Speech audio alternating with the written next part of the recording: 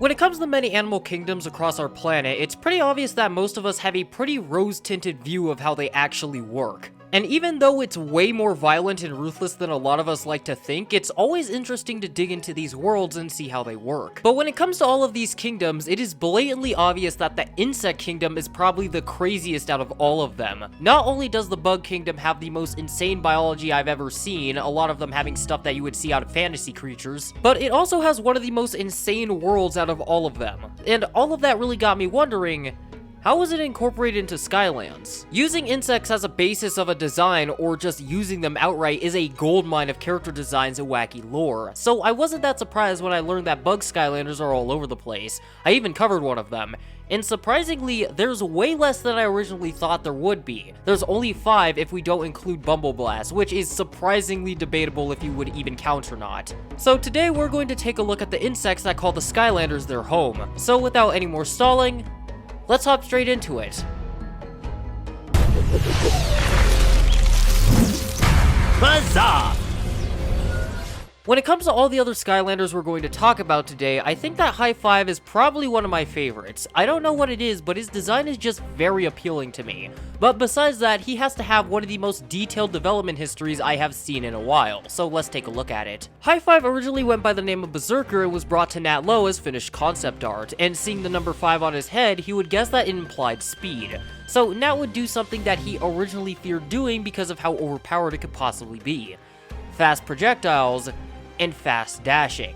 Nat would repurpose one of Wrecking Ball's scrapped attacks and incorporate it into High Five's moveset, making him a high-risk, high-reward Skylander. But after implementing his overdrive upgrade, he knew that people wouldn't like the idea of spending health to do more damage. So to somewhat alleviate the problem, he would have him temporarily spawn apples after the attack, and the now renamed overdrive slam attack would do the most damage ever seen by a Skylander at the time, if you exclude Chaos and the Doom Raiders. And strangely, this isn't where the story ends. Even though his name was Berserker during development, he would become a part of a Fritos Lay competition that would pick his name, eventually getting it from Felicia Nakamoto.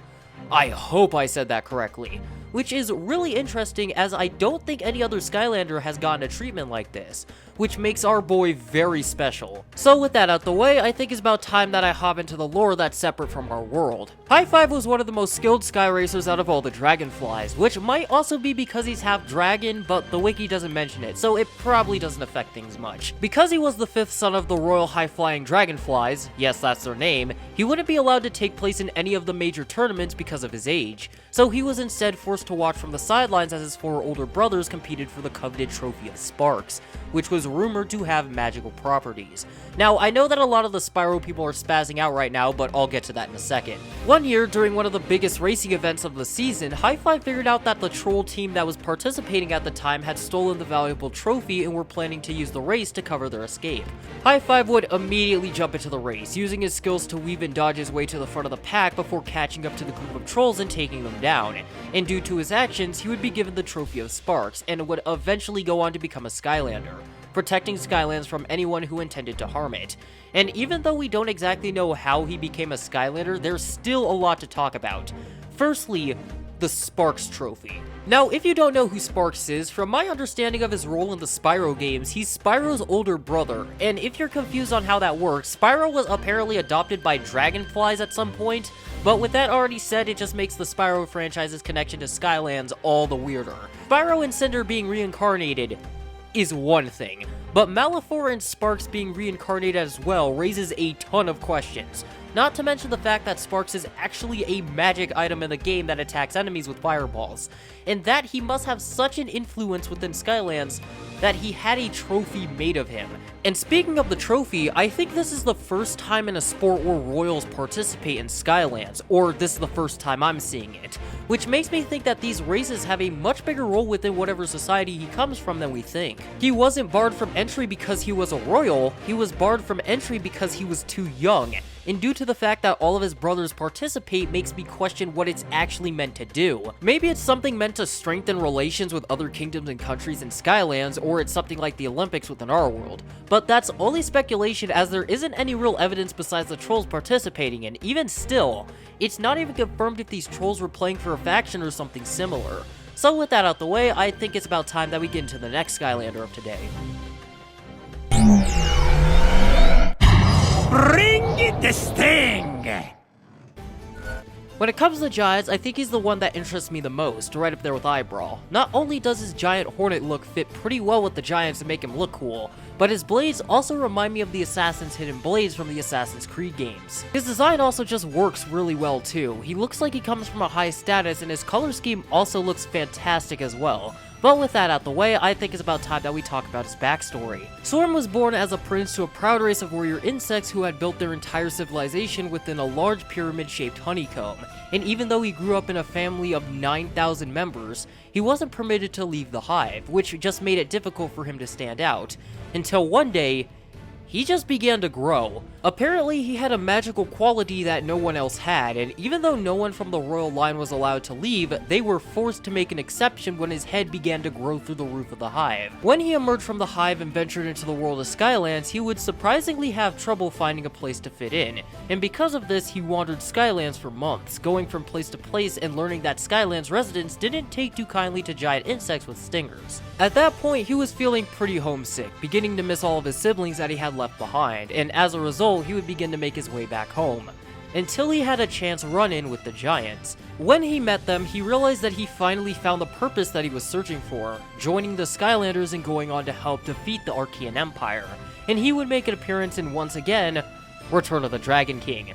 Please go away! Now, surprisingly, I don't really have that much to say when it comes to his backstory. A lot of the information from it makes sense and is somewhat explained, except for one thing, the residents of Skyland's reaction to Swarm. Now that I think about it, it kinda doesn't make any sense, especially when you consider the fact that he isn't a hybrid, and if anything, he's just another random species within Skylands. But all of that makes me wonder, how big were these hornets? The wiki says that his head was sticking through the roof of the hive, so the species that he belongs to may be really small, which might explain what is happening here. So with that out the way, I think it's about time that we get into the final Skylander of today. All hands on deck! When it comes to Thrillipede, he's a very interesting character due to the fact that he not only used to be in the military like Gilgrunt, but he's also a Supercharger member that has ties with Buzz before he even joined the Skylanders. So let's hurry up and talk about his backstory. Years before he joined the Skylanders, he was a part of the Millipede military in the outer regions of Skylands, being one of the top pilots in his unit and single-handedly shooting down 300 Greeble warships during an event known as the Great Greeble War. When the war came to an end, he returned to his hometown of Flutter Bay as a hero, many people within the town wanting to meet the young pilot and shake his hand, and his heroics would eventually reach the ears of someone at Skyland's Academy. Flynn. When he heard the stories, he would immediately set off for Flutter Bay and challenge Thrillipede to a series of challenges. And after the two competed, Thrillipede would win every game that the two participated in, the two performing tricks and soaring through obstacles as the crowd cheered them on. After the competition, it was glaringly obvious to the Skylanders that he would be a perfect member for the Superchargers. So after the competition, the Skylanders would invite him into the organization, Flynn admitting later that he quote-unquote let him win. Sometimes I just question why the Skylanders keep Flynn around. Yeah, he's one of the funniest characters in this franchise and is voiced by Kronk himself, but seriously, all he can really do is fly good, and even that is debatable. But with that said and done, let's actually talk about Thrillipede's backstory itself. Now, when it comes to all the information we know about the Greebles, I think this may be the thing that ties all of the Greebles lore together. The Great Greeble War implies to me that the Greebles used to have an empire or kingdom on the outskirts of Skylands that was strong enough to wage war with another nation. And the reason why I say this is because that's where Thrillipede's unit was located, the outer regions of Skylands. That's probably why we don't know that much about the Greebles as a species. They were probably annihilated so badly that their kingdom fell apart and the rest of their species were forced into either piracy, war, or slavery. And the reason I believe this is due to Thrillipede's kill count. Now, the closest thing I could compare this to is World War II aerial combat, and coincidentally, the pilot with the highest kill count in history is a German pilot by the name of Erich Hartmann who fought for Germany in the war. I pray I didn't screw that name up. But then I noticed something from Thrillipede's bio. It says that he was the best pilot in his unit. Not the army, his unit. So it wouldn't be that far of a stretch if other units were getting kills close to or more than that number, which just raised the question of how big these two factions were. Now, the war is called the Great Greeble War, and the closest thing that we have here in our world is World War I, which is sometimes referred to as the Great War. So this is just complete speculation, but what I'm starting to believe is that the Greebles used to be such a big faction within Skylands that they were able to fight a war that was on par with our wars. Holy crap. Now, I think this is the one time where I think I'm just looking way too deep into things, because that just is a lot. But let's end this on a positive note. The story itself. Now, when it comes to all of the other Skylanders stories that I've read over time, this one is really special to me. There's no big bad guy to defeat, there's no real threat to anyone, well, at least after the war. It's a somewhat relaxed story, and I really appreciate it for being that. But with that out the way, I think it's about time where I cut this off.